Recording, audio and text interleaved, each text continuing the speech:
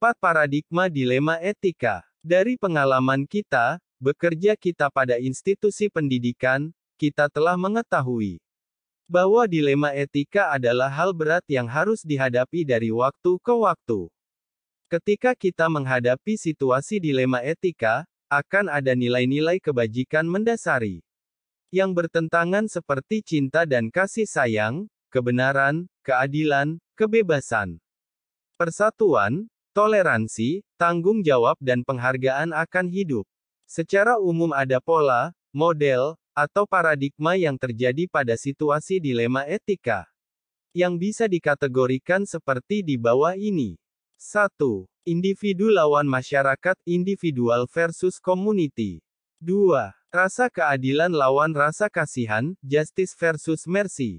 3. Kebenaran lawan kesetiaan, truth versus loyalty. 4. Jangka pendek lawan jangka panjang, short term versus long term. Secara lebih rinci, berikut adalah penjelasan dari keempat paradigma tersebut. 1. Individu lawan masyarakat, individual versus community. Dalam paradigma ini ada pertentangan antara individu yang berdiri sendiri melawan sebuah kelompok yang lebih besar di mana individu ini juga menjadi bagiannya. Bisa juga konflik antara kepentingan pribadi melawan kepentingan orang lain, atau kelompok kecil melawan kelompok besar. Individu, di dalam paradigma ini tidak selalu berarti satu orang. Ini juga dapat berarti kelompok kecil dalam hubungannya dengan kelompok yang lebih besar. Seperti juga, kelompok, dalam paradigma ini dapat berarti kelompok yang lebih besar lagi. Itu dapat berarti kelompok masyarakat kota yang sesungguhnya, tapi juga bisa berarti kelompok sekolah, sebuah kelompok keluarga, atau keluarga Anda. Dilema individu melawan masyarakat adalah bagaimana membuat pilihan antara apa yang benar untuk satu orang atau kelompok kecil, dan apa yang benar untuk yang lain. Kelompok yang lebih besar. Guru kadang harus membuat pilihan seperti ini di dalam kelas. Bila satu kelompok membutuhkan waktu yang lebih banyak pada sebuah tugas, tapi kelompok yang lain sudah siap untuk kepelajaran berikutnya, apakah pilihan benar yang harus dibuat? Guru mungkin menghadapi dilema individu lawan kelompok. 2. Rasa keadilan lawan rasa kasihan, justice versus mercy. Dalam paradigma ini ada pilihan antara mengikuti aturan tertulis atau tidak mengikuti aturan sepenuhnya. Pilihan yang ada adalah memilih antara keadilan dan perlakuan yang sama bagi semua orang di satu sisi, dan membuat pengecualian karena kemurahan hati dan kasih sayang, di sisi lain. Kadang memang benar untuk memegang peraturan, tapi terkadang membuat pengecualian juga merupakan tindakan yang benar. Pilihan untuk menuruti peraturan dapat dibuat berdasarkan rasa hormat terhadap keadilan, atau sama rata. Pilihan untuk membengkokkan peraturan dapat dibuat berdasarkan rasa kasihan kebaikan. Misalnya ada peraturan di rumah Anda harus ada di rumah pada saat makan malam. Misalnya suatu hari Anda pulang ke rumah terlambat karena seorang teman membutuhkan bantuan Anda. Ini dapat menunjukkan dilema keadilan lawan rasa kasihan terhadap orang tua Anda.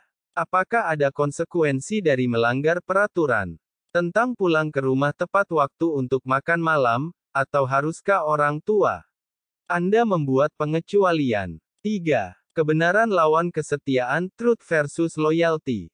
Kejujuran dan kesetiaan seringkali menjadi nilai-nilai yang bertentangan dalam situasi dilema etika. Kadang kita perlu untuk membuat pilihan antara berlaku jujur dan berlaku setia, atau bertanggung jawab kepada orang lain. Apakah kita akan jujur menyampaikan informasi berdasarkan fakta, atau kita menjunjung nilai kesetiaan pada profesi, kelompok tertentu, atau komitmen yang telah dibuat sebelumnya?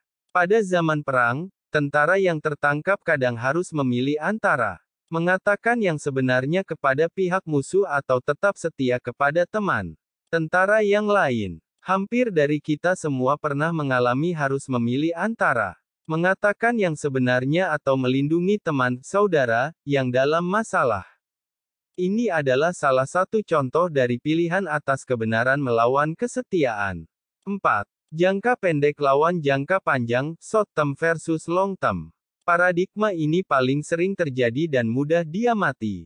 Kadang perlu untuk memilih antara yang kelihatannya terbaik untuk saat ini dan yang terbaik untuk masa yang akan datang. Paradigma ini bisa terjadi di level personal dan permasalahan sehari-hari, atau pada level yang lebih luas, misalnya pada isu-isu dunia secara global, misalnya lingkungan hidup dan lain-lain. Orang tua kadang harus membuat pilihan ini.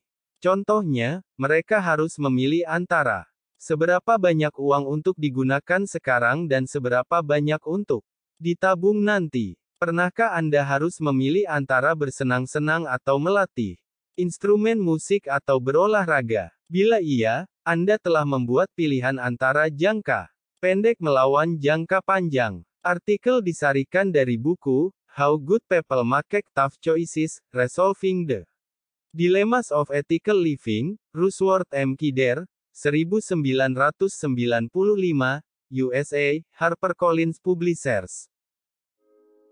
Happy birthday to you. Happy birthday, happy birthday. Happy birthday. Happy birthday to you. Happy birthday.